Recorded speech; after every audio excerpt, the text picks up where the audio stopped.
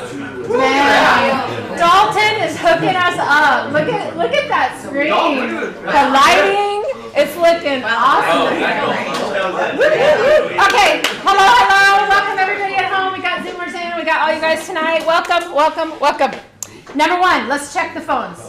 Take a look. Grab your phone. Take a look. Let's make sure they're off. We say that every week, and I swear every week we're missing somebody. Every week there's someone who didn't check because we hear it vibrating. So, you, all of you, check your phones. Send Bill the link to Solution Group? Yes, send it to him. Everybody check your phone. Turn it off, please. We just asked this hour and a half. We're here together. You don't need to make notes on your phone. You don't need to do any of that. So, let's just spend this time together tonight and have a good time.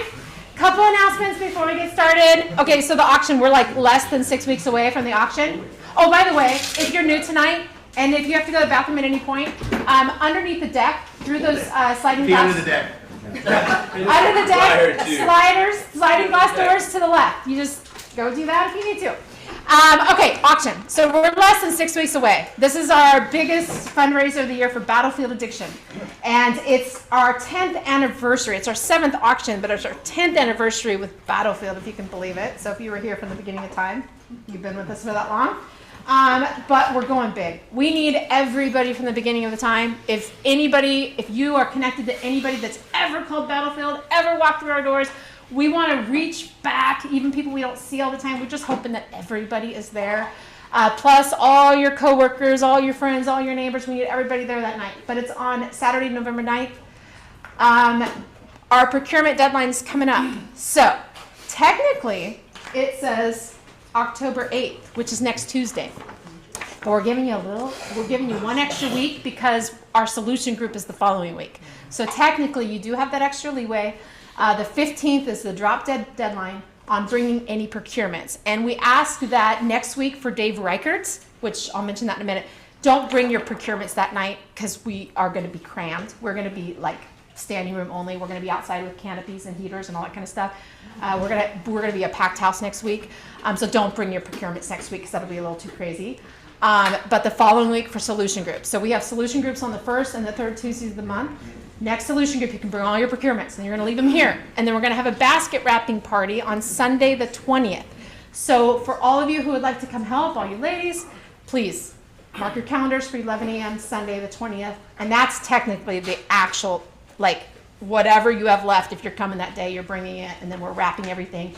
We're cataloging everything, and we're doing all those last minute, the acknowledgments and everything that goes into people who donated. Do we have that picture? Yvette actually, the picture of the basket. Yeah. Yvette brought it tonight. Thank you for your donation. Oh, it's not here. Right there. Okay, so this was my example. So if you all have something coming and you've picked it up, can you do what Yvette did today and shoot me a picture? She texted that to me, so then I knew it was coming, which is really cool, and that's really helpful. Wow. If there are things you have coming and that you're storing up until the 15th to bring at the last minute, if you can give us a heads up, because we're starting to kind of, well, not starting. We have been keeping track, and we're watching the list grow. We always get nervous this time of year and start going, oh gosh, we're not going to have anything. We're not going to have enough stuff. Mm-hmm. That's never the case in the end. It always comes through in the end, but it just ease our minds. Send us a picture of what you got going on so we can have it in our system so we can see visually. So that way, if we know we're short in some areas, if we need to plump up our live auction or our baskets, if we need to plump stuff up, we're going to have to work a little extra hard. So I just ask you guys, if you have something in mind that you can still ask, you're connected to some kind of business, you can ask for a donation, you can ask for a gift certificate, whatever. We could use all the help we can get. Plus, I noticed something when I came in tonight. We have way too many posters still here. So I'm going to ask y'all for your help. Take a huge handful. We have 8x10s. We have this huge poster sizes. Can you all take however many you can get out, even if it's just a couple that you know you're only going to get a couple out, that's fine. Take a couple. But if you could help us out by spending a couple hours in your community, in your town, and get a whole bunch of these out, we would sure appreciate it. We have way too many. So let's get them out. So could use your help with that. Thank you. Becky, anything I'm missing? The mob. The mob. tomorrow, 11 a.m. Job, Every Becky. Wednesday, every Wednesday that we have a solution group, we follow a solution group the next day, and we have moms group. That's Moms of Battlefield. All the ladies are invited. We do it on Zoom. It's a 1-hour coffee date, 11 a.m. on Zoom. We invite all of you, if you haven't been part of the mob yet, even if you can just come here and there, it doesn't matter if you just pop in. It is pretty cool. We get to know each other more. We get to talk about the topics from the night before. I love it. So please join us. Tomorrow, Sherry will be taking over because we have a consultation. So I'll be there for the first half, and then Sherry's going to be finishing it off with you ladies. So it'll be extra cool tomorrow. So join us. And Dave Reichert is next Monday night. So if you haven't let us know that you're going to be here, you can let us know that on the event. I sent the link out to all of you guys on the text list. We're kind of keeping track of the numbers. We're going to pack them all in. We're not saying sold out. We've already got about 81, and there's a lot of people who haven't even put their name on there. We're going to make room for all of you guys. We're just going to ask for your patience on that, and we're just going to cram everybody's standing room. It's going to be incredible. So come, join us. Next. We might have to move couches out, bring chairs in, so there'll be enough seats. Yeah, well, that's actually a good point. That's actually a good idea. We're going to figure that out. We're going to make room for all you guys. So plan to be here. Super important to be here next week. It's going to be a big night. So, all right, that's it.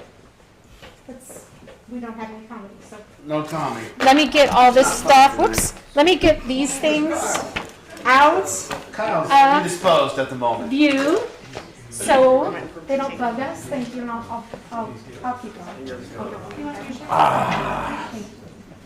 Okay. All right, take it over. I don't know about this pillow in my chair. What are we doing? Okay. All right. We can figure everything. So Friday we went downtown Seattle and we brought something's different. Anyways, we Just something? something feels. Oh, the moon. The sun. Friday we brought some Battlefield folks, some moms. They have teen kids. One's 13 and one's 16. We met downtown on 4th Avenue, and we met with Jonathan Cho, and he's a journalist for the Discovery Institute, and used to be Como, but he was fired. He was here one night. So Cho takes us down, and we have these teen kids go into the King County Behavioral Health Building and see what harm reduction kits they could get. And so they went in to a 13-year-old and a 16-year-old, and they were given needles and foil, and they were given instructions on how to fold the foil properly, and cookers, and everything you would need to party. They call them party packs. So you can go into our King County funding and get a party pack or a harm reduction kit, whatever you call it. Is that the video you sent today? No. Okay. No, this one's going to be, so I just say that to say this is going to be coming out on like Fox News and stuff, and they interviewed me, and they interviewed the kids, and they interviewed the moms, and then the moms went in with the kids afterwards and caused a big disruption, and then, yeah, so we're still for the life of us trying to figure out why someone would need to hand out foil, and what would that do for someone if they had dirty foil, what would the harm be? If they didn't have foil, then it seems to me that they couldn't smoke the pills, so it seems that would be good too. So I really can't figure out the motivation behind it. So anyways, that'll be coming out. And then Dave will be here, and we're going to ask him important questions. And just because Dave doesn't mean he's going to get off the hook, I think, I hope not to do that. I hope that we can ask him pertinent questions and put him on the spot, and a little bit better than everyone else has. They've been pretty tough on him anyways, though. So, anyways, that's next week. All right. So a long time ago, I had to kind of get this, and we're all here with a common tie.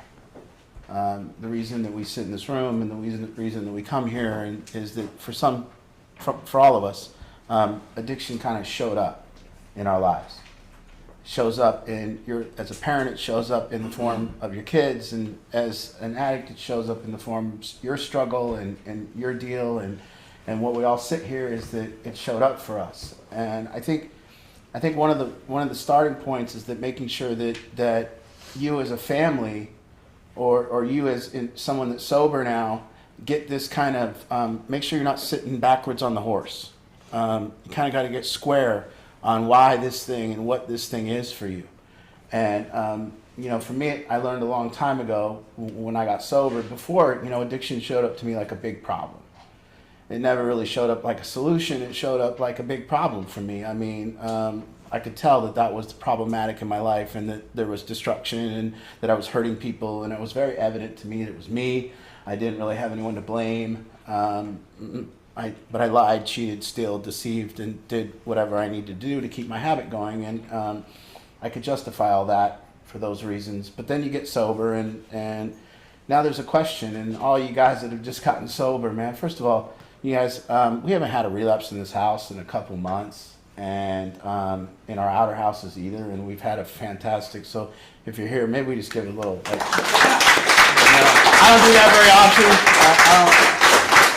but it's a rare moment where our program is just filled with talent and good people, and people working hard, and not much deceit going on, and people living pretty transparent lives, and it's just been a good time. So I want to acknowledge that, because it's really, and I don't know what the cause is. I hope that people are getting scared enough of fentanyl to not go dabble in it anymore.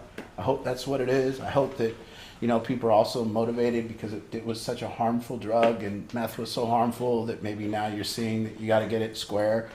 So, so then you get sober, and I hope that you ask this question of yourself, like, why did it show up for me? Why did this thing show up in my life? And, once we ask that question of why it showed up for me, you're kind of positioning yourself in the right way to attack this thing. You see, and for families, what you have to do is you have to kind of look at and see, why did it show up for me? And I gotta not be sitting backwards on the horse. I gotta be looking at it the right way. Why did this? No, this isn't somebody's problem that I need to fix. This showed up for me, and so one of the things that for me when I got sober, it showed up for me. Addiction showed up for me in a different way. I became a helper of people. So what that meant for me to initially start, just so you guys know, when it shows up for you, if you're in a family and it shows up for your family, there is two camps that people go to. And the first camp that people go to is heroic.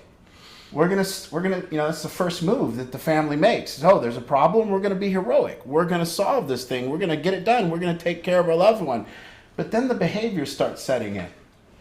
Then you start noticing you're being lied to.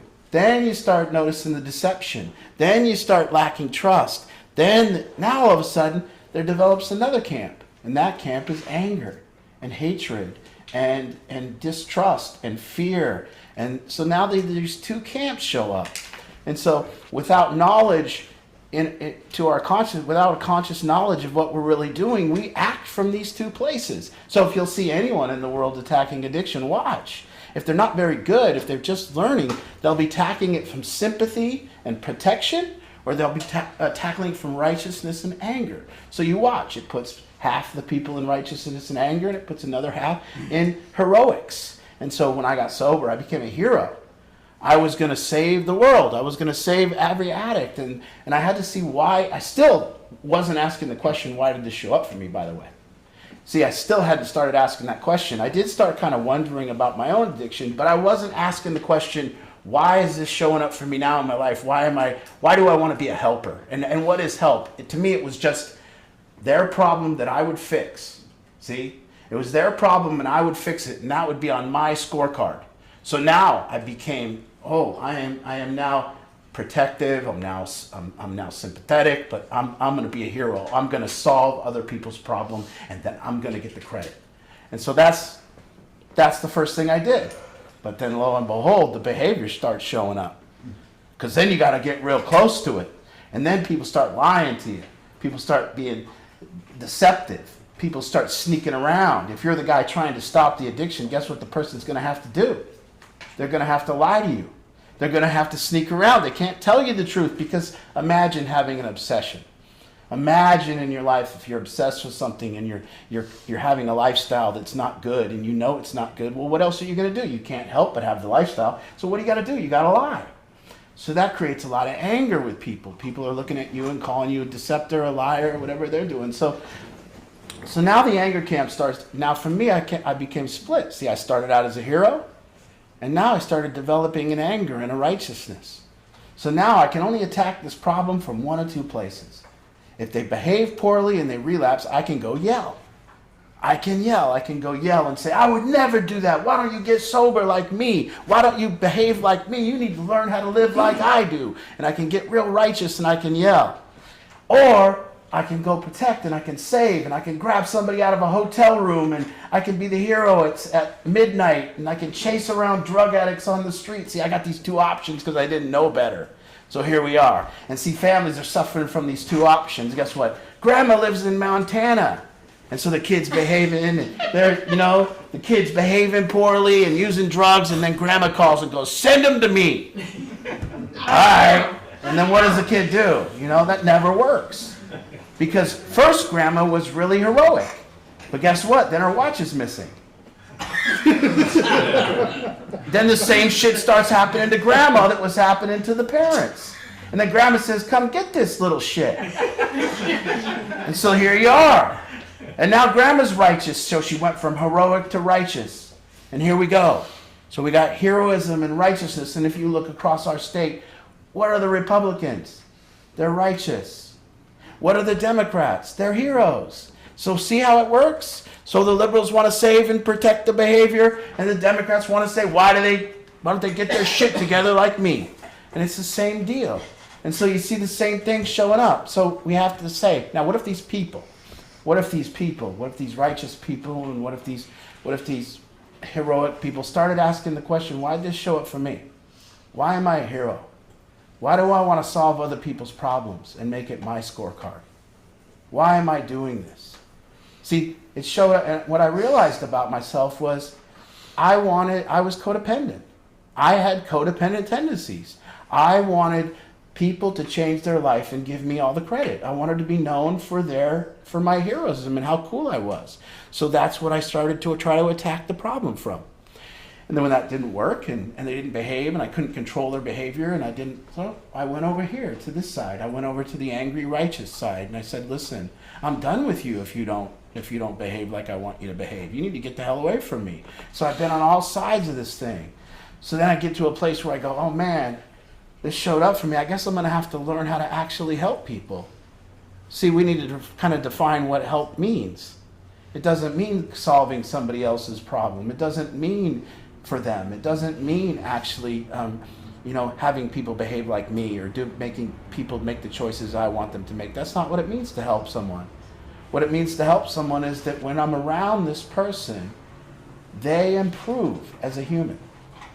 See, we need to qualify what help means. If we're helping somebody and they don't improve as a human, but we still say we're helping, I don't think we're helping. So now I have to answer the question because I drastically wanted people to improve around me. But so I have to look and I have to go, well, let me think. And then I tried the first thing that you tried, lecture. Lecture's a good way to start, So somebody behaves poorly, you get them in a room with you and you sit down and you go, that's what you do. You say, hey man, you need to behave better and you should look at kind of how I behave and then you should kind of model what I do and maybe you should see what your sister does. You should behave like your sister, or you should behave like your brother, or you should behave like this person. And why is your brother doing good and you're not? And when I was a kid, we didn't even do drugs. And when I was a kid, we did this. And there's lecture. And we try that. And then that doesn't work, so we move on. And now we get angry and we try punishment. So now we want to punish. See, so now I had to look into, first of all, I had to look at why I was lecturing. Well, I was lecturing from righteousness. And it wasn't, people weren't picking up what I'm putting down. People didn't want to hear that they don't care about my life. They care about theirs. So they don't care how I did it. They care about how they're going to do it. So I had to figure that out, man. Righteousness, really, they're not picking up what I'm putting down. So now I have to move over here. But I'm very angry that they're still behaving poorly. So now let's try punishment. So there you go, there we go. We punish. We take phones away. We put them in a room. We black them out. We say, oh, I know parents that even have remove the door off their kid's bedroom, We've removed the door now. They have no phone. They have no Xbox. They're sitting there. This should work. And then it doesn't. And so I realized that didn't. So now I've lost this other tool in my bag, which was punishing people. And I thought, man, that's really going to work. It didn't work. And so then I got one more tool in my bag. It's called negative reinforcement. I can reinforce how bad somebody's behaving by pointing out how somebody's behaving good. It's kind of a mix of lecture, but it's more negative reinforcement. We just continue to talk about the person's bad behavior. We just continue to mention their bad behavior. When they're finally behaving good, we still mention their bad behavior. We live in resentment of their bad behavior. We never let it go. Negative reinforcement. So now I had these 3 tools in my bag, and I didn't have any other tools. I had negative reinforcement, I had lecture, and I had punishment, and none of them were working.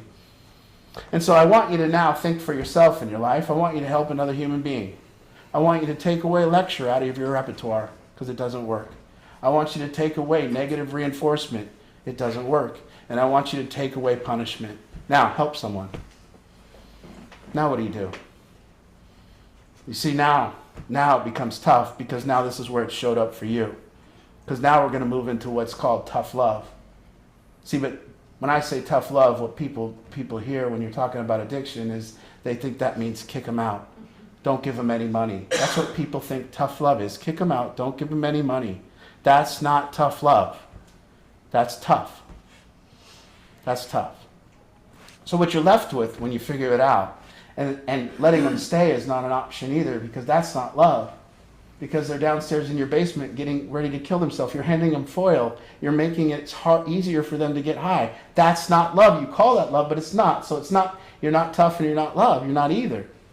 You're just this I don't know what to do person that's acting from your subconscious. You're acting out of your own emotions. So when you're loving, you're not actually loving an addict. What you're doing is you're actually enabling them.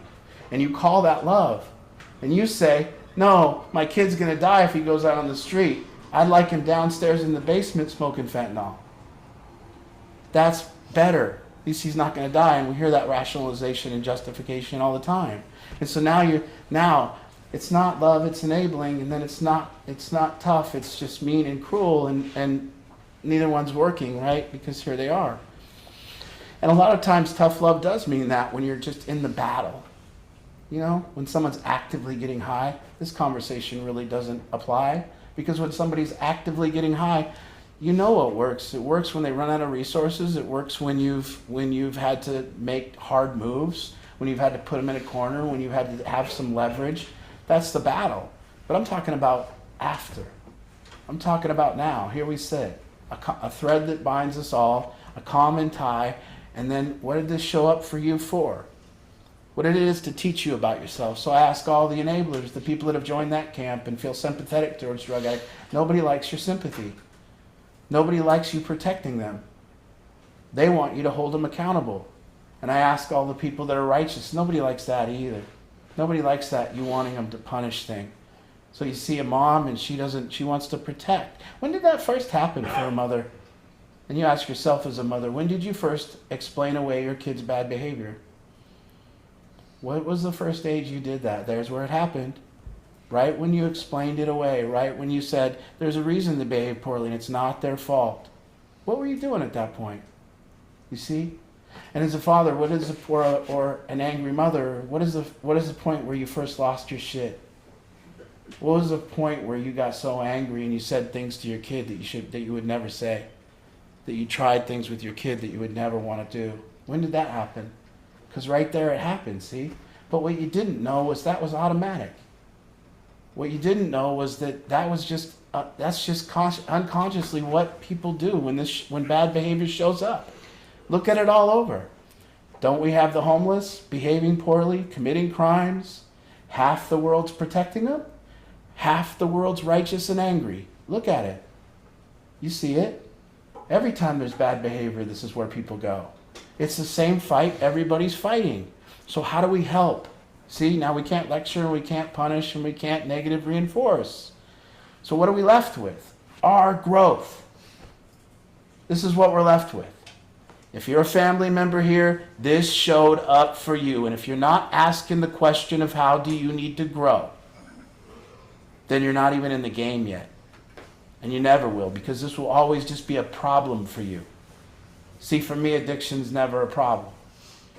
It was a problem when it was a problem. When I got sober, it became an opportunity. You see? Now it's an opportunity. And guess what? It's not an opportunity for me to save anyone. It's not an opportunity for me to punish people. It's an opportunity for me to get rid of my own righteousness. It's an opportunity for me to get rid of my own anger. It's an opportunity for me to deal with my own fears about my reputation. It's an opportunity to actually help stand by people and inspire, because that's what you're left with. You're left, when you get down to the bottom of helping human beings, what you're going to find is all that there is left is to inspire. And the only way that you can inspire is by getting rid of your own anger, to get rid of your own shit, to get your shit out of the way, to see what's yours and to see what's theirs, and actually be able to. So if I'm a codependent person, I have to learn why I do that. I have to learn why my child's opinion of me is so damn important. Why my child's opinion of me while they're behaving poorly is so important that I save them. How has this child become counting on you to take away their pain? How is that working out for you? Every time they're in pain, the kid calls mom and wants out of pain, and mom says, it's okay. That's not their fault they're in pain. We need to get them out. And then if you're an angry person that's dealing with this, figure out, why are you so scared, man? See, that's the first thing I had to figure out with anger, that it was fear. That I was getting in fight or flight a lot around these people, and I was getting in fight or flight a lot, not because I was really worried about them, but because I was worried about what it looked like about me that they were doing this to me. And I had to ask myself hard questions like that. Why am I so excited? This person just did cocaine and drank and came back, and I'm still yelling at them as if they're going to die tonight. Why am I so excited? Where's the fear? So my anger came from fear. Now my righteousness is anger leaving the body, pain leaving the body. That's how I expel it. So when a man gets righteous, when he gets cut off on the road and he's angry, that's fear leaving the body. And he says, why would you drive that way? That's because you put his body in fight or flight and he's not man enough to handle it. That's what it is. He's not man enough to handle fight or flight. And when you put him in fight or flight, he blames and is righteous. That's what it is. So we have to understand now, if I'm going to look and see this showed up for me, it showed up for me to get rid of my own righteousness, to get rid of, to understand. I got to understand people. I got to get in. I got to get in and understand why we do what we do. I got to learn. I got to, in order to help, in order to inspire, guess what? They don't need to understand me. They might never understand me. But if I don't understand someone else, I'm surely not going to be able. And so parents come to me all the time. I don't understand. I don't understand. I know you don't. But see, you still want to help. But you can't help because you don't understand. And now if you stop just blaming the fact that you don't understand and blaming them for not understanding, and we take it on that we don't understand because there's stuff for us to learn. I don't understand because it showed up for me, and I got to see why this showed up for me, and I got to get to know why you behave like you behave, and I got to take it seriously. But a lot of people, they just say, I don't understand, I don't understand, I don't understand. Well, are you trying? Or do you got it pinpointed that they're flawed or they're a bad person? You see, one thing I have to start with is that people just aren't bad people. People have flaws that I need to understand, and I need to also understand my own flaws to see why. Man, we have this in common because I had those same flaws. I sit here before you a liar, cheat, thief, everything that everyone's ever been. I've been there before. So I get it. I've pissed off fathers, my own father. I had my mother in Abel. I had two sisters. One hated me and one tried to save me. I've been right in the middle of it. My older sister, she tried to save me, and my younger sister, she wouldn't talk to me. Guess which one I think behaved better? The one that wouldn't talk to me. She was right. She was just a bitch. It's okay. You know, that's her own deal that she's going to have to get over. But my other sister really cared deeply about what I thought about her, and I could make her feel bad about herself. So if I could make her feel bad about herself, I could force her to help me. And by help me, I meant get me drugs. See? So what if my sister asked, hey, why'd this show up for me? What do I got to learn about why I'm an enabler? I hear mothers come to me all the time. Well, I'm an enabler. I'm an enabler. I know you are, but why? Why? You shouldn't just say that. You should go, how do I stop being an enabler? That should be the question. And if you're angry and righteous and, you have a kid, you made that kid. The reason you're angry and righteous is because you're suffering from the domination of the responsibility that it is.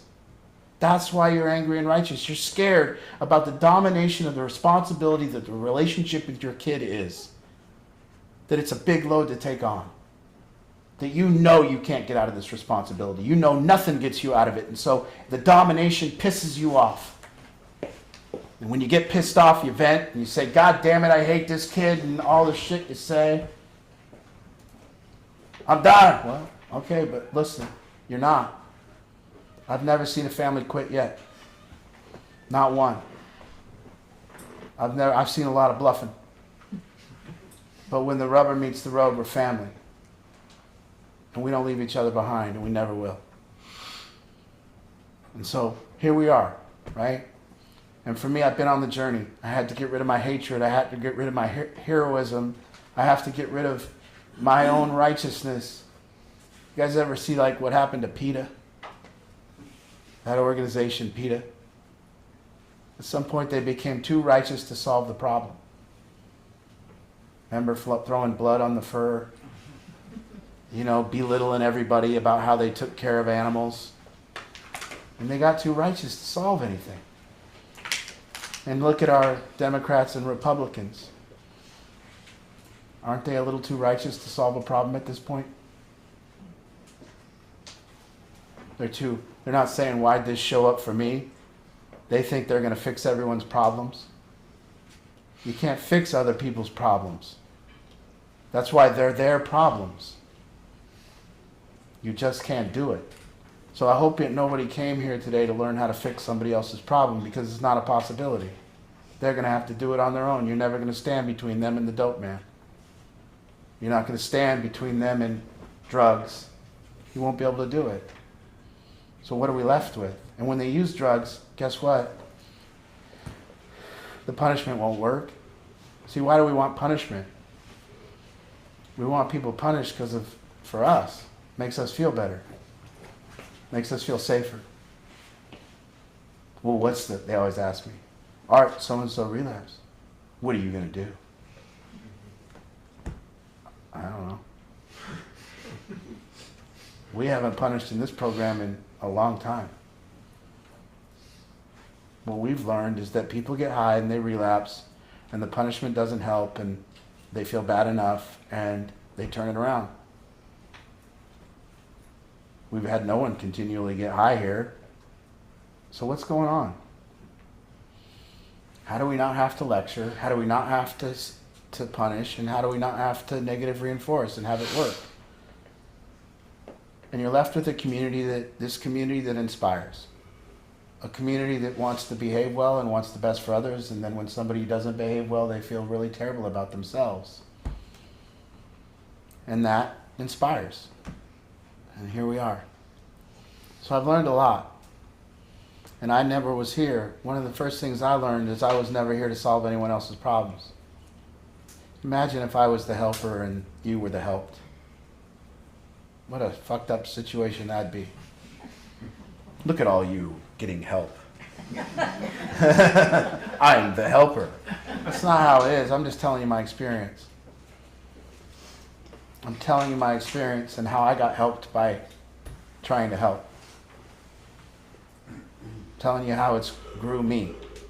I used to tell people all the time, I would say, I used to think I was the sandpaper and they were the rock. And I needed to smooth everyone out. And then I realized that I was just a rock and they were all just sandpaper. And they were just here to smooth me out. And so this thing showed up for me to make me a better person. It showed up for me to help understand people. It showed up for me because anger was no longer useful in my life. It was a liability. And when you start seeing anger as a liability, I'm telling you, you'll see it really effectively. When you start saying an angry man is a scared man, it's really not useful anymore. And then anger becomes a liability, not something that you can use to make people behave better. Because it don't. And so I've learned a lot. And I've learned to just let people's journey be their journey. And kind of stand by it, and hopefully I inspire, and if that works, that works. But if you behave poorly, I ain't your consequence. I ain't showing up like your consequence. And I ain't here to lecture you either, because shit, I just spent 37 years of my life destructing the world, so who am I to talk? Maybe I'll talk to somebody if they're 38. Hey. You're 38 now. It's time to stop. I stopped at 30. Everyone else, I kind of got to go, man, you're doing it before I did it. You still doing this at 38? You loser. You know? So I look at the kids younger than me and I go, damn. It's like, you know, you're getting at this age? Good for you, man. Good for you. You're going to be a monster one day. You're going to change the world. You know? So I ask one thing. You come here, you're on this journey, just get sitting right on the horse and get squared up with this thing. This didn't show up for your loved one. This showed up for you. This showed up for you, and it is the best teacher you'll ever have. That's what it is. Addiction is the best teacher this world has ever brought forth. I promise you that. It's no tragedy. It's no problem. It's a beautiful teacher. Teaches you how to handle fight or flight. It teaches you all the fears that you are as a parent. It teaches you that as an addict, it brings you to your knees, and it hopefully gives you the humbleness to sit down and take a look at yourself. To take stock. To take inventory of your entire life and say, man, why did I end up in this room? What's different from me and other people? How come I'm always the last one at the party? How come I lie to my folks? How come I'm always being sneaking around? How come I live a second double life? When am I going to get this, you know? How come I'm like this around people? How come I'm awkward? How come I have anxiety? Let me look. Let me learn. And there it is. There's the start of it. It's so beautiful, man. It's so beautiful. That's what we have. And then we have families that are here and they've been on this journey and they see. And once a person finally goes, oh, I see, Art, it showed up for me. It's like, oh yeah, the problem's over now, isn't it? That's when the problem's over. The minute you realize it wasn't for them, it was for you. And there we get the connection. There we get this unity. Showed up for all of us. It doesn't divide. So maybe some questions tonight. You know, I just love it. I'm sorry that I love it, but this continued opportunity, you know, the symptoms showing up in your family and they manifest in the form of addiction, that's a symptom. It's not the problem. So you should be asking yourself, why is this a symptom of our family? Why did this happen to our family? I'm not saying there's anyone to blame. Could be just as simple as there's fentanyl around and we weren't properly protected from it. Could be. It also could be that we fight in the times people weren't doing drugs. It also could be a lot of other things. It also could be we're disconnected as a family. It also could be we're righteous to each other. It also could be we point at each other's behavior and never look at our own. It could be a lot of things. We got to figure that out. Mom, you might have started taking your kids.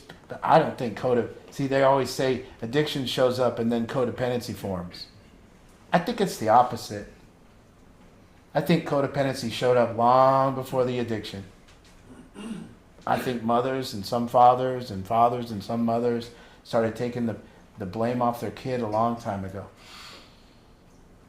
I know my parents, that's not the case. But for me, I was just a party animal. But for my parents, if I said I was having a problem at school, they said, "What'd you do?" If I told them the teacher was acting poorly, they go, "No, they weren't." Every time. I was like, "When will you ever defend me?" I was lying. You know? Of course I could see I was behaving poorly. My parents knew it. But my mom did start taking my pain away. Dad would do something, make me try to hold me accountable, and mom would take my side. He's only 16, he can't take care of an automobile. Shit. He came back to his brand new car dented and my mom's sticking up for me. Go, Mom. You know? Steal his money out of his wallet. He needed it. Yeah, Dad, I needed it. I would stand behind my mother with that smug look, you know? Like, yeah, what Mom said, Dad. And there you go. A lot of anger. A lot of resentment. Holding on. Right? Okay. Where'd my coffee go? Oh, so good. Okay. Let's open it up. Yeah. Questions, comments at home, just use the raise your hand feature. But there's a lot of people in the room, some first timers, we'd love to say hello. And have you introduce yourself if you would like. Thoughts, questions? Anybody going through it? An opportunity tonight? Is anybody not clear on anything that was said? Ask a question. Let's get it clear. We call on people. Yeah. Ken, there's a lot of new people. Be nice to say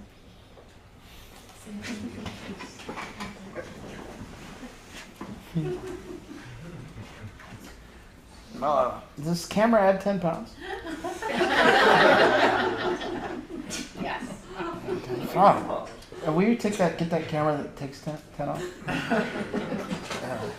You need the filter camera? Yeah.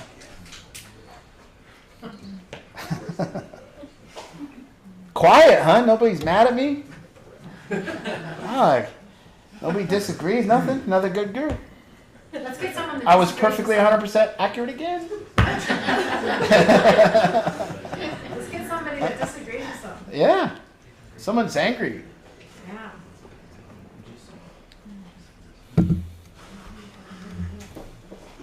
I have a question. Okay.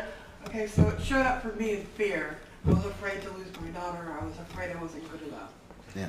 So where is the point where you're able to deal with that fear in an appropriate way to deal with the anger? Because my daughter went into a 2-week coma before they pulled the plug, and her boyfriend/dealer of 6 years called me and said, "Mariah's in the hospital, it's bad." Click, went back to selling everything that he was selling and couldn't spend time in the hospital with her at all, ever, not once. Yeah. And so I'm angry about that. I want him to be held accountable. Mariah had to be accountable for her choices. I had to be accountable for mine for active addiction with her. Mm-hmm. And he just went back to business as usual.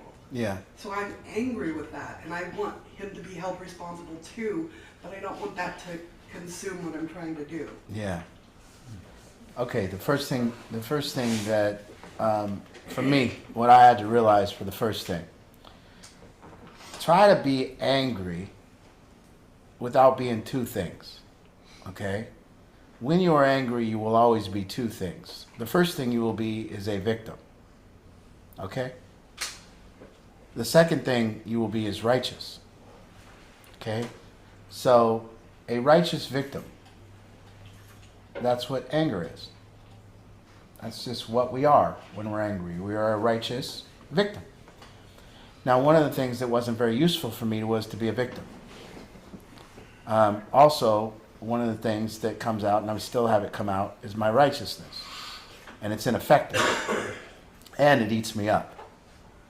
So there's a real bunch of liabilities mixed in there. Okay? The lack of forgiveness in your heart, the hatred in your heart, the wanting somebody punished to get that retribution, all that. There's a real lack there. And yes, at the core of it, you could say there was a moment that that person instilled fear in you and anger, and now it's lingering and it's escaping as righteous victim. And I get that. But it's not useful, and you got to know, first of all, what you want. And is it true? I mean, you know, that's a hard line to go down. I understand wanting retribution and wanting punishment. But in my life, personally, I've had to forgive the people that have done the worst things to me in order to move on. In order to get the hatred out of my own heart, to get them out of my head, I had to get to a place where I understood what I was doing. That I was expelling my own righteousness, that I was being a victim, that I just didn't want to be that stuff no more.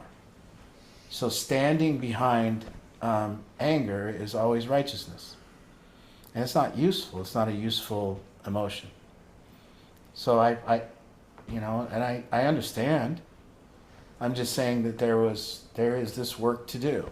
And, you know, your hopes that that will happen so you can be free are a long shot, right?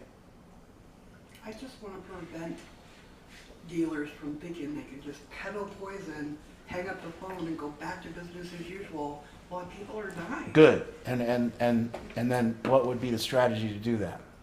Hold them more accountable. Okay, but what would be your strategy to do that? If you peddle a poison and it kills somebody, you should be held accountable. Got That's a manslaughter. Got it. I agree with you.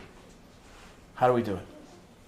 Implement more laws. Okay, now the work's starting to begin, because now you got to meet people, and now you got to get involved, and now you got to, and the anger can't be involved because you'll turn people off, and on and on and on, and you know, I understand, and so again, you know, this showed up for you, and you know, anger is also another very useful tool. It's very protective. See, that's the other thing we are. So we're righteous, we're a victim, and we're protected. You see what I mean? The anger, if we can stay angry long enough, we don't have to feel the sadness. We don't have to feel the pain. We don't have to feel the enormous responsibility that our life is and these opportunities are. And so that's the one thing that I miss about my own anger. I miss it sometimes because it's very protective. Because if I can just say, I'm mad at you, you know, I'll tell you how protective it is. Talk somebody that's angry out of being angry. They don't want to not be angry. Why? Because they don't want to feel the real pain of it all. You see what I'm saying? So that's the key here, is that if you find somebody that's angry and you tell me that they don't want to be, I don't believe you. I believe that they want to be. I believe that that's protecting them and they need it. And so a lot of times people will get the most angry when they're in the most pain. And then they want that to linger, because as soon as it's gone, guess what you have to face? You have to actually face the pain. Imagine being the father of an addict son. Just imagine that. Or daughter, but imagine that. And imagine how angry and frustrated you are about accepting the reality of where your kid is at, whether they're homeless, they're in jail. Imagine how much pain that is, and imagine how much easier it is just to stay angry, so you don't have to engage again, and you can just stay over here, and you can kind of let off some of the responsibility of it. But now imagine if that person really just got told something like, hey, you got 2 days to change and saved your loved ones. That dad would realize, man, I can't save my kid with anger right now. I can't save my kid with righteousness. I got to go in there, engage, and understand the situation. I got to have a strategy. So the release of the anger, of the thing that we're angry about, comes when we pick up a strategy on how to actually do something. And then you're put to the test. Do I really want to change this, or am I not willing to do it? Do I just want to be angry so that I can be right and be protected? Or what is it here? And so it's not the same for everyone, and I get it. But I'm just saying, for me, if I was angry at some kid in my program, what would it do? Would it help them? It doesn't help. So it's a liability. So if you're angry with your family member and you want to help them, does it help them? Or what are you waiting for? Are you waiting for that big moment? I remember I learned the steps of AA. And I remember I keyed in on one very important one. It was the 9th step. Because that was the one that alcoholics and addicts were supposed to make amends. And I've been helping addicts, thousands of them, for 13 years, and no one's ever had me on their 9th step. I'm sitting there waiting. Oh, this dude's going to get to 9 and come apologizing for all the shit they've done to me. Nope. They never showed up. Not once. You know, I'm like, this kid, got high in the program. He slept with all the girls. He terrorized the place. He got 5 people. He's coming back. Oh, he's got a sponsor now. Great. Can't wait. He's going to pay up the money he owes me. No. No. I ain't had an apology in 13 years. Are you angry about that? Huh? No, I mean, it's funny. You know, it's really funny. You know, it's just funny. It just shows. You know, and nowadays I think they probably, if you look at the way that our state treats addiction and that the world is starting to treat addiction, they probably eliminated the 9th step. On the 9th step right now, it just says it wasn't my fault. You know, just skip this one. Wasn't my fault. I had a substance use disorder. That's what they're teaching people now. No, I did my 9th step. That was for me. Sat here on a Christmas morning and had to go around my family and apologize to every single person. They brought up shit I didn't even know I did. You know, and I just let them do it. That was what I did, though. That's for me. I let them do it. They dumped it all on me. I took it all, even when I didn't believe it. Even when I wanted to fire back and say, yeah, but you did that. What the hell are you talking about? But I didn't. I just took it. Fine. And then I apologized, and that was mine. So, you know, that's old school, though. Don't expect these new kids to come with any apologies. It's not their fault. You did it. Yeah. I think some of it might have to do with knowledge versus ignorance, and I only say ignorance because I can't think of it. Knowledge or lack of knowledge. Because I think for me, the more that I learn about addiction and the more that I try to learn and understand what it is and what it's about, the less angry I get because I know more about it. And Well, I have a recommendation. on what? Okay. I don't know if I want your recommendation, but you Okay, understand let me ask you what I'm trying this. to I say, talked to a though? girl today. She's big in the, she's a white girl that I went to high school with, and she's married to a black guy, and she has 3 black children. And she really rails against a lot of the teachings that are going on in the schools with racism and anti-racism and all that, right? She doesn't believe in it, even though she's a white mother. So I told her on the phone today, I said, I think if I was going to talk to a white woman about racism, the only one I would talk to was somebody that had a black husband and 3 black children. And I don't know how anyone else could understand that if you haven't had that. So I don't know how much knowledge, and I'm sorry to say this, but I would suggest to anyone that wants knowledge on addiction to do a year hooked on heroin. No, I mean, I'm not suggesting that reality, but how would you get the knowledge without being an addict? There's a lot of us addicts in the room, and we know how it is to have an addict brain. We know what it feels like to lie and cheat and steal to your family and feel like a disappointment, but continue to do it and not be able to stop. We know what that's like.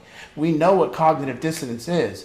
We know what it's like to go, man, I'm doing this to my own life and I can't stop and I'm obsessed. And that's a knowledge base that I just find it hard to believe that people Right. can really. And I agree with that, but there's also a difference between understanding that that is how it is for an addict versus somebody who says, and I've had family members that for years would say, why don't they just stop? Yeah. They could just stop. Well, Or saying, or of the difference of just getting pissed because that's their problem, it's not mine, versus trying to have a better understanding of it being like a family disease, or being, you know, that what is it, you know, where is it that or what it is in me, or what, so to me, there's a difference between having, I can't say I understand what it's like for my son, that's not my shoes. But I can at least have enough knowledge of what addiction is about versus saying, that's not my problem. Do you know how many people are like, well, there's nobody that is an addict in my family, that's not mine. Or it's those people that are in the streets, and all of that different stuff that so many people say, or that's that addict's problem, Yeah, it's not mine, and that's that. as approach, and so if I name two camps that you're in, one is protective and heroic, or one is hatred, which one are you in?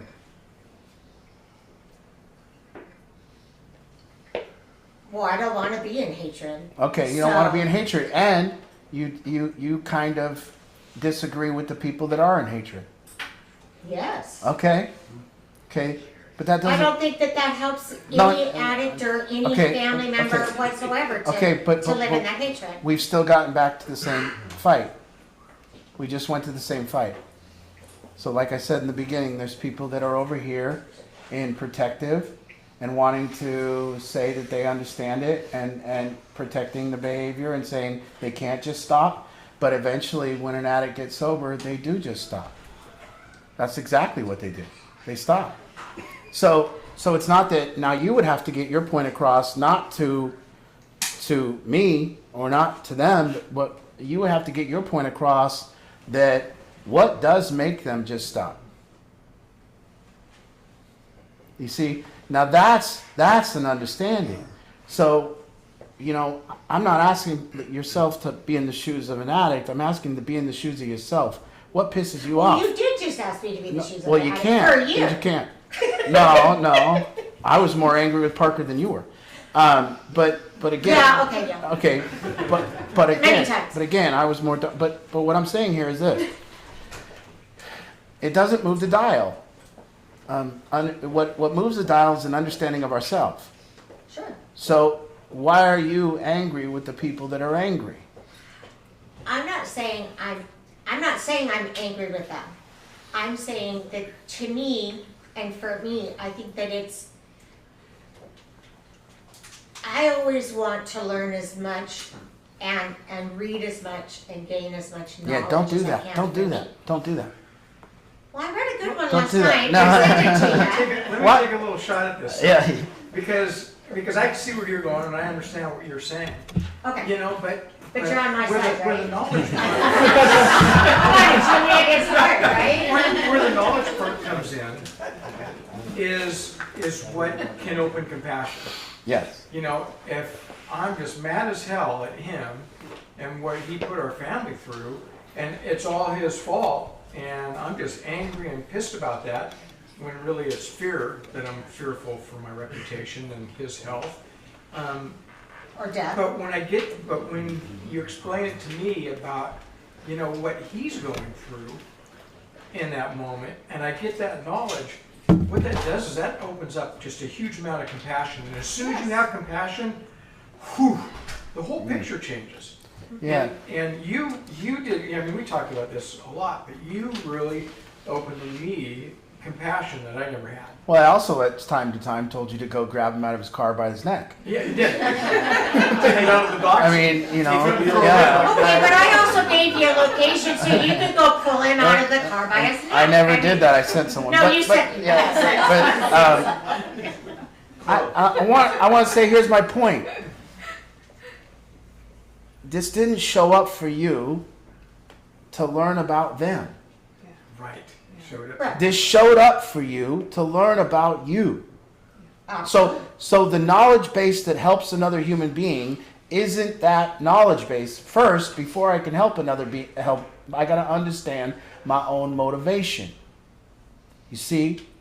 So for me, if if I say, I saw this beautiful woman on the side of the road, and you know, I got out, she had a flat tire, and I got out and this beautiful woman was struggling, and I jacked up the car, and I understand women can't change tires. I understand that. So no, let's say I said this, and then I go, and then I jack up the tire, I change the tire, put it back on.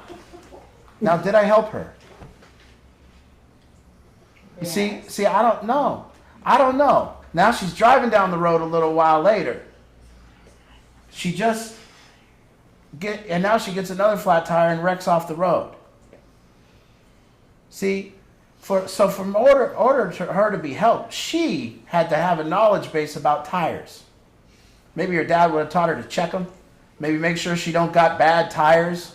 But we call helping people out of situations and doing for another person what they should do for themselves help in this time in our lives.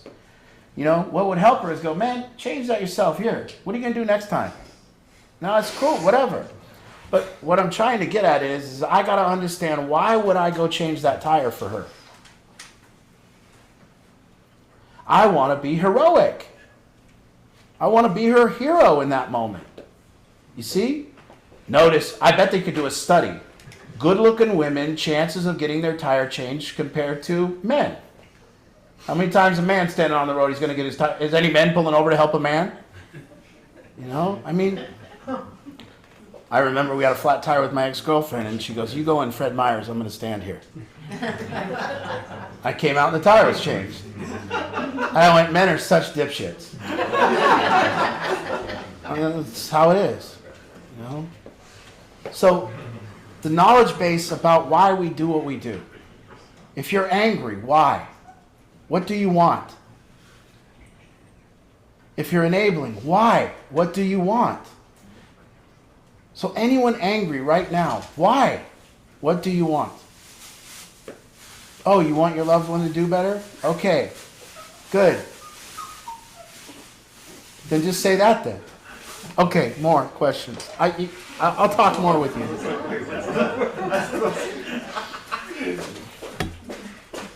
Who's angry? Who's the angriest?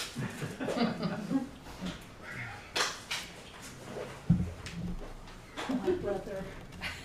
How about the Campbell family then? Come on. I got you. I can feel it. You know what we call it? You're on it. You're on it right now. I can feel it. Let's hear it. Get it out.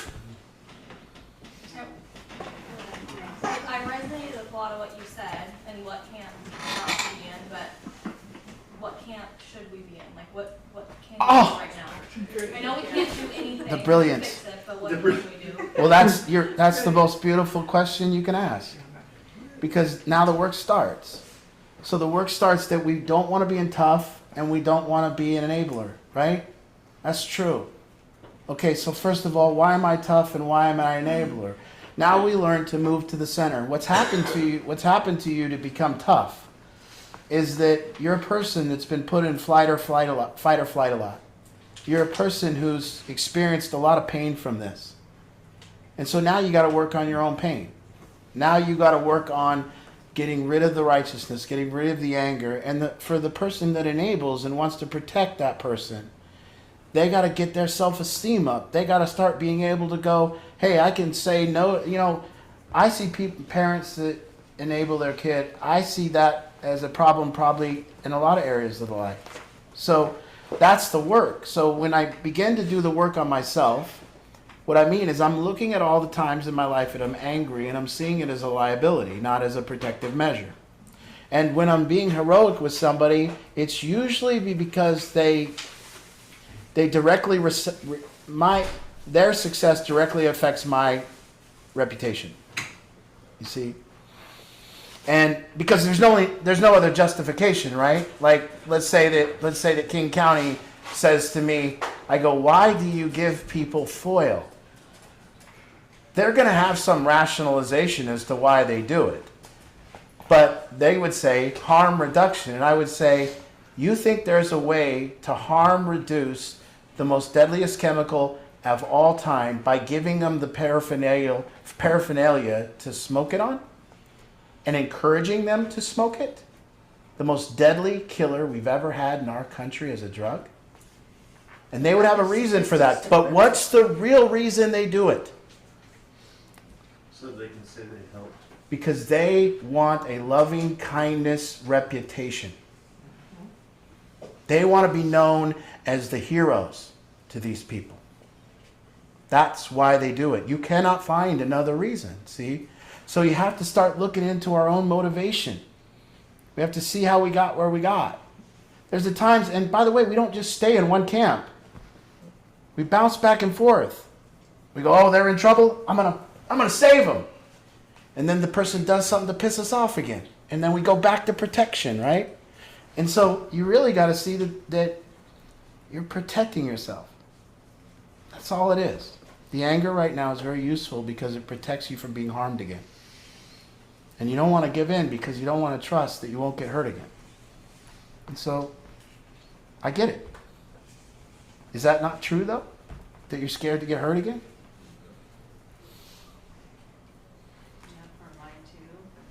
That's right.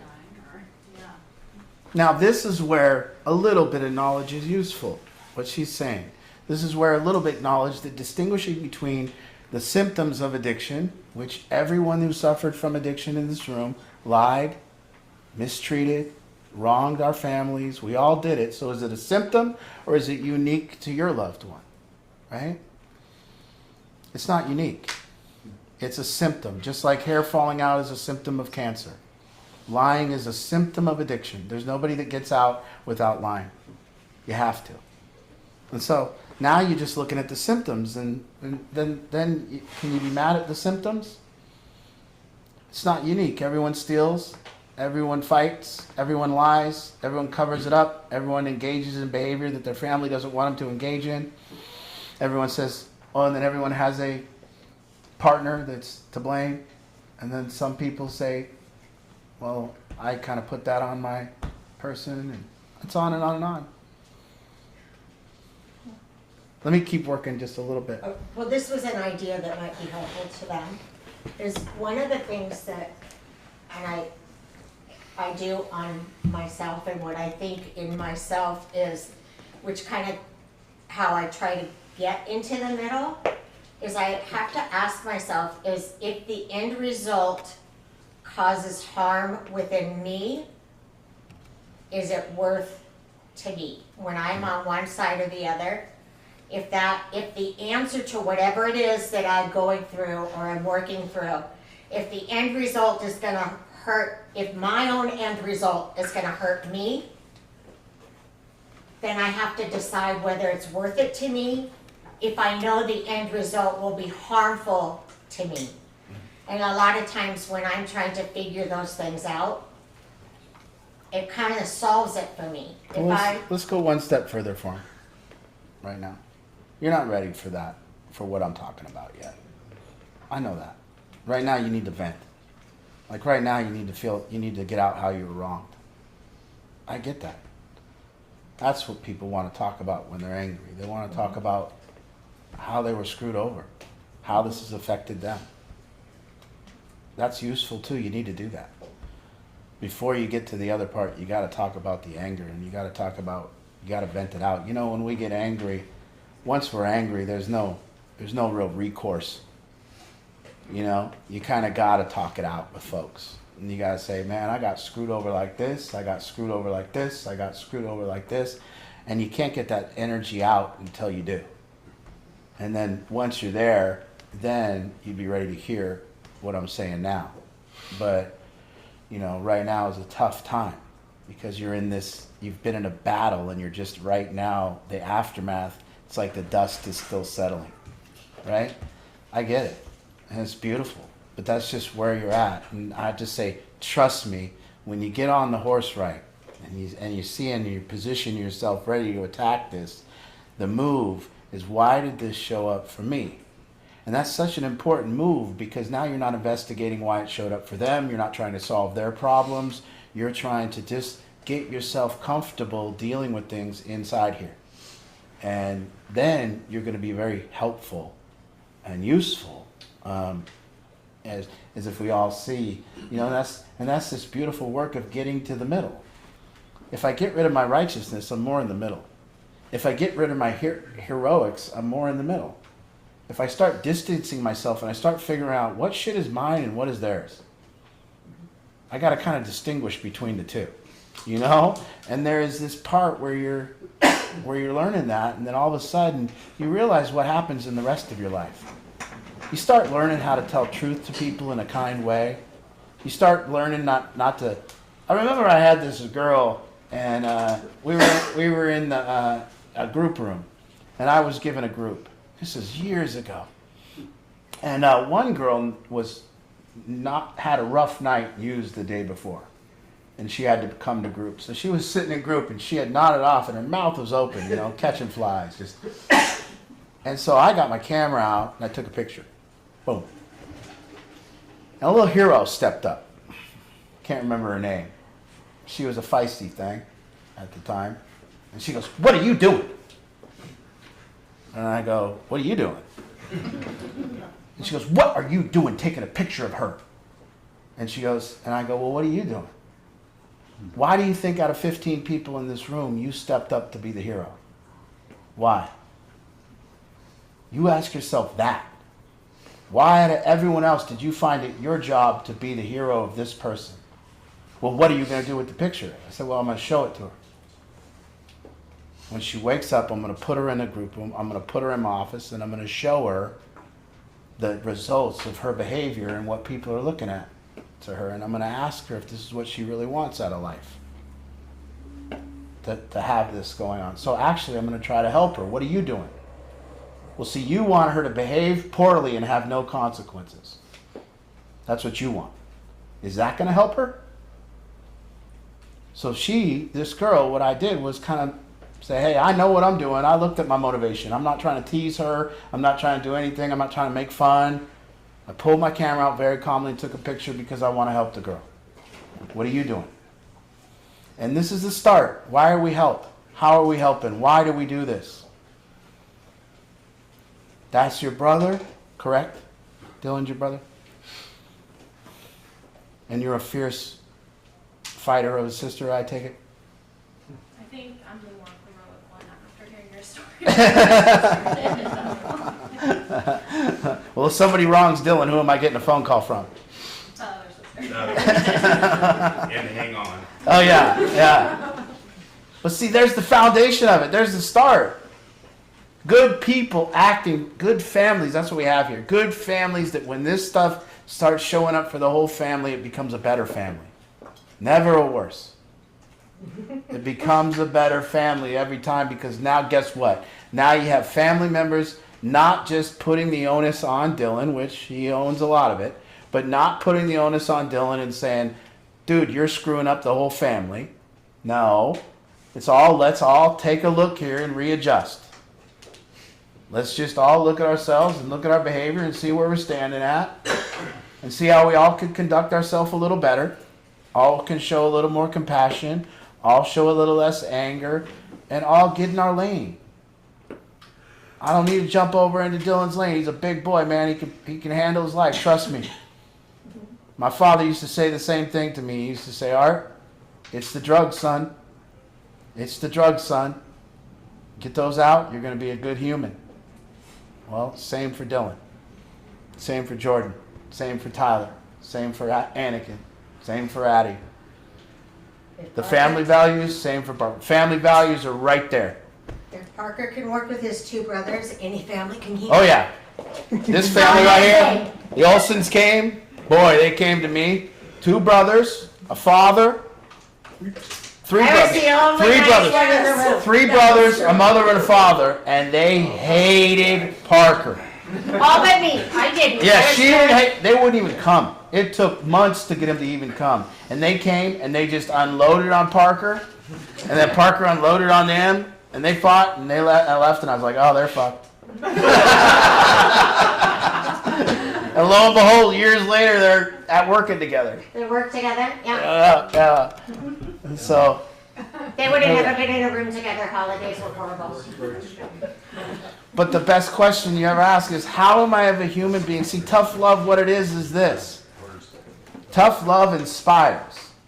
Tough love is accountable but not punitive. You see, how do we be accountable but not punitive? How do I hold people accountable without punishing? Well, what it does is if you look at your own behavior and you give that other human that you're trying to, you see, the first thing you got to do is you got to look there. And if you give that other human being nothing to gaslight you about, nothing to talk to you about, if you work yourself to a point with your own calmness and patience and all that, well, then what happens? Well, then no longer can they say, but you do that and you do that, because you're working on that and you're doing that better. And you don't do that anymore. And now you've built up this kind of equity with this other person. And then your love they want it. They seek it. And because they seek it, and because they want your approval, they behave better. It will inspire. That's the only thing that works. And so that's how we get to this. What's tough love? Well, yeah, it's like when somebody, now if I have to kick somebody out of this program, there's no anger involved. There's sadness on both our parts. There's sadness on my part and there's sadness on theirs. And I go, man, you did this to us. There's nothing I can do, man. You know that. And they go, I know, Art. I'll be back, man. Let me go get it together and I'll be back. And they come back. It's not, get out of my house. It's not, how could you do this to us? It's just like, that's it, man. You know?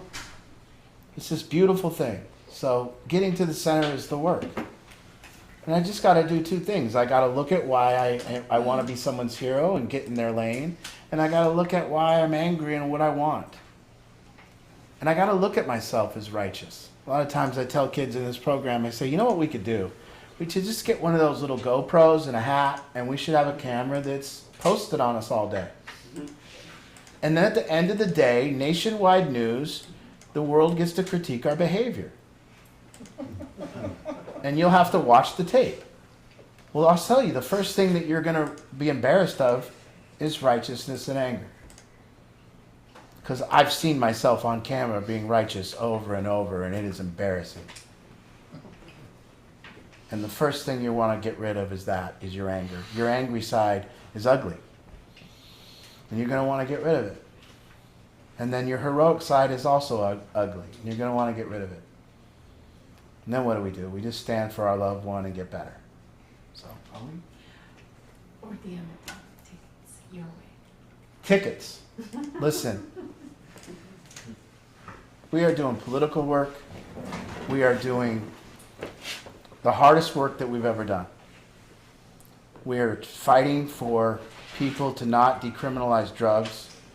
We are fighting for people to, not because we want people punished, but we want leverage. We want people that are out on the street to maybe be put in jail for 2 or 3 days so that we can get them into treatment.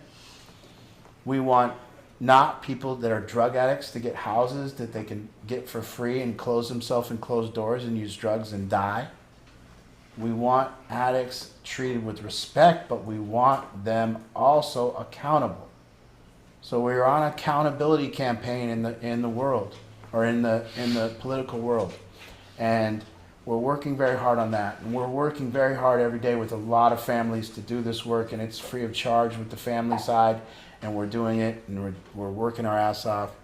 And then we're working hard with people that aren't in our program, addicts. We're trying to get into our program, and Angie's working 24, and Becky's working her ass off, and Becky's just selfless person. I didn't know selflessness existed until I met Bill and Becky Wiggins. I didn't believe in it. We're not self. But they are too. They are too. Damn it. They are. And so that just brings me to the point of, please come see what we're doing at the auction. Come get your table. You know, get your tickets if you can't afford a full table, but just get your tickets. We're upwards. We're getting, and bring your friends and bring your rich friends. And so we need the money, and we need to keep going And that here. is Battlefield Addiction. separate, the rebuild. I want to Yeah. just make sure people know the distinction, that we're raising money as Battlefield Addiction. And Battlefield Addiction works with the families, no matter where their loved one goes to treatment. We work with all families, me, Becky, Kristen, Tiffany, and now Dalton's doing these videos for us to help us get the word out. Those are the people that work for Battlefield. But don't worry, I might be canceled next week when this comes out on the news. Yeah, I when the guess. news comes out. But our community, our family work and our community work, that is Battlefield Addiction. That is the nonprofit. That is, we are all employed by Battlefield, and we need more employees over on the Battlefield side. The rebuild is separate, that's the treatment program here. But we as Battlefield work with all families, no matter where their loved one goes for treatment, and we're out there working in the community. And we need to raise money, we need to hire more staff in this upcoming year to keep up with the people that are gonna continue to people call that are because of getting these old. news. What's that? We need some young Yes, blood. We need some we need young some people. young whippersnappers. Tiffany, my sister on the East Coast, is working on social media, so all this new social media stuff that's going out, that's all Tiffany. So you've noticed some things popping up, that's all her. Yeah, she's doing All these great, videos, so. this is Dalton. These young people that are skilled, we need more of those. If we're gonna take Battlefield to another level, we need new fresh blood. Me and Becky and Kristen, we do what we do, and we'll continue doing that. But we're never gonna grow on another level without the new people coming in. And, so anyways, please, I had get the your tickets tickets. sold, baby. I had the tickets sold. Get your tickets. And one more thing, let me add. If, I procurement, so just a reminder, get your, any items that you've collected for our silent basket auction and our live auction, make sure to get to us by the 15th. If, maybe you don't have a company to ask, maybe you're a little shy and you don't know, would you put a basket together? Would you pick a theme? Maybe you like to shop for pets and you wanna put a big dog basket together, or dog supplies, maybe you like beauty products. Whatever you love to shop for, would you put a basket together? Go shopping and put a basket together and donate it to us. If every family donated a basket full of some goodies, we'll totally be fine. So, Timeshares, vacation places. yes, We need to talk about those Okay, things, 'cause quick closure. here. Yes. Quick closure. Listen, if tonight was hard to hear, if tonight was tough, and I just encourage you to wait. I can encourage you to keep coming and like kind of catch up to the conversation. And we always say this ain't your typical thing, and it's not. And you're not going to hear what they say here. And I told you don't read books on addiction because I've read not books. no anything. Listen, just because I put those down long years ago. I did see Listen, one great there's thing. stuff, but the stuff, even the one I sent you yesterday, which was a sad statistic. Yeah, I got it. But if it says addiction, I put it down. I just do. I don't no longer read it. I used to. I read a lot, and I just kept saying the same shit. But again, I just encourage you, each person, that's the question that I want everyone to go away with tonight. And why did this thing show up for me? And what it ain't how do I help? It's how do I become the person that helps? That's the question. You might know how to help, but how do you become the person that actually does it? So you might want to help. And then the question is, how do you become the person? See, I'm not asking I know how to help the community if they would just listen. You see what I'm saying? The problem is getting people to listen. There's the problem. So we might know how to help, but how do we get people to listen? So how do we become that person that can do that? And so now you're talking about different work. See, in order for me to help our state, I'm having to become a different person. And I have to grow. And so, a lot of work. And I just hope that you leave with that. Why'd this show up for me, and what kind of changes do I need to look at, and what kind of growth is there for me. So thank you. Thanks, everybody.